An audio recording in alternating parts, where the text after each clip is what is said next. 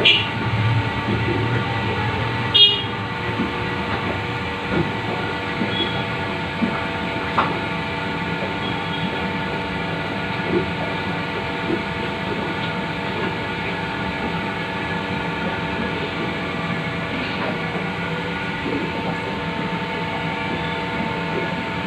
الخير على كل متابعينا الكرام في كل مكان. معاكم النهارده من داخل احنا النهارده معاكم من داخل محافظه المنوفيه، بالاخص في مصنع حلويات. كل سنه بننتظر عشان يجي المولد النبوي الشريف، عشان يجي عند ابو جمانه ونشوف الحاجات الجميله وهي بتتصنع قدام عينينا.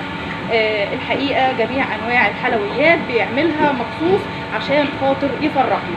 استاذ ميلاد عنده كل جديد، كل سنه بنيجي نتفرج على اللي هو بيعمله، بعد كده بندوق وناخد واحنا ماشيين. ازيك يا استاذ ميلاد؟ صباح الخير على حضرتك. كل سنه وحضرتك طيب، وكل سنه وجميع المصريين بخير وهنا وسعاده. عايزين بقى النهارده من داخل مصنع ابو جمانه اللي بنيجي معاه ننتظر نفس اللايف من السنه للسنه، نعرف الحاجات الجميله اللي هو بيعملها لنا واكتسب الخبره والطريقه منين. الحمد لله، كل سنه وانتم طيبين. اولا ثانيا خبرتنا دي من ايام والدي، بقالنا فيها بتاع 40 سنه الصنعه ديت. ودلوقتي بيصوروا حاجه اسمها ملبن. الملبن ده مشكل من جميع الحلويات من جميع الاصناف. ده بيعتبر بيطلع منه حوالي 10 اصناف. في منه ملبن السوداني، في منه ملبن رش سويت، ملبن الوان، ملبن بعين الجمل، بالبندق، بالفوز. دول بيطلع منه اصناف كتير. كذا صنف، هو بتبقى شغل واحد بس بيختلف عن الرش وبيختلف عن الماده اللي بتتحط، سواء لون او سواء الحاجه بتتحط على رش من فوق. في ازاي بقى، في زي ما احنا قلنا قبل كده.